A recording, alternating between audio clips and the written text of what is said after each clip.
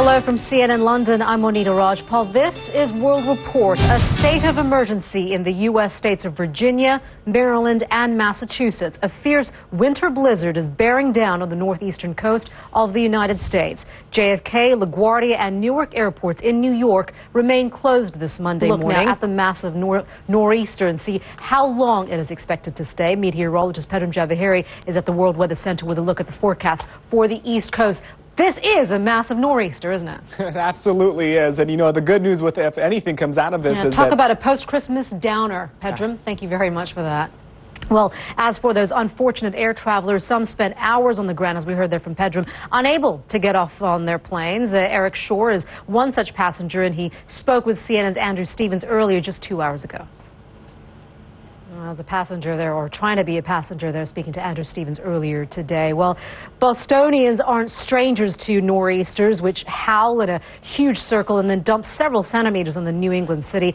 It is happening again, and it's happening now. And as Michelle Relford tells us, Boston's Logan International Airport has come to a screeching halt. Snow will appear in a London courtroom today, charged with terrorist offenses. The 9 are accused of conspiring to cause explosions, along with other terrorism offenses. They were arrested a week ago following a series of raids across Britain by counter-terrorism officials.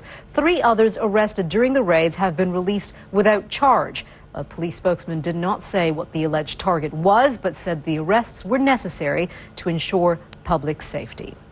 Political parties loyal to Ivory Coast presidential challenger Alassane Ouattara are calling for a general strike to begin this Monday. They are trying to force incumbent Court in Moscow says Mikhail Khodorkovsky, the former Russian oil tycoon, and his business partner are guilty of corruption. Khodorkovsky and Platon Lebedev were charged with embezzlement and the laundering of stolen property. They were accused of stealing billions of dollars worth of oil from the now defunct company Yukos. Khodorkovsky was the former head of Yukos, once Russia's largest oil producer. He is currently serving an 8-year sentence for fraud and tax evasion after he was convicted of underpaying taxes on the oil Yukos produced. Well, CNN senior international correspondent Matthew Chance has been following today's developments. He joins us now live from outside the Moscow courtroom. Matthew.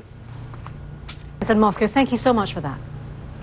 Well, here's more on the rise and fall of Yukos. Yukos started in 1993 and at one time was Russia's largest oil company. At its height, it produced about 20% of Russia's oil, even more than OPEC member Qatar, and accounted for about 2% of the world's oil production. Yukos also became Russia's largest private company, worth more than $40 billion at its peak. But the company started to unravel after the arrest of CEO Mikhail Khodorkovsky in 2003. Russian tax authorities seized most of the company's assets in 2004.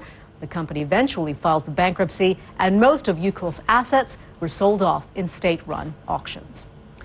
The construction freeze is over in Israel, and the builders are back at work. In the 3 months since Israel ended its construction freeze in the West Bank, there has been a surge in settlement building. CNN's Paula Hancock reports on the settlers who are digging in for the long haul.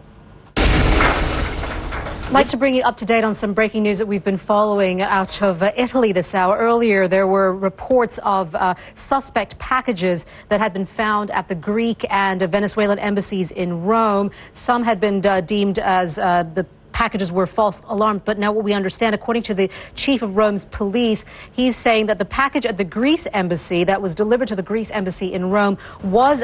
Let's see if our own weatherman can predict what can we expect, especially in the American Northeast, and of course for the rest of us around the world. Let's go to Pedram Javaheri at the World Weather Center. Pedram. Yes, Monita. Yeah, we're tracking some snow showers across the northern portion of the United States out there. So it's not just the Northeast, Monita. Even folks in Moscow are dealing with airport issues as well. Not fun at all this time of year. Pedram, thank you very much for that. Well, as this year comes to an end, we look at some of the major stories told through the lens of our iReporters. On January 12th, a massive earthquake struck Haiti. It was the worst quake in the CNN iReporters in Haiti. I'm Monita Rajpal in London, World Sport with Kate Childs.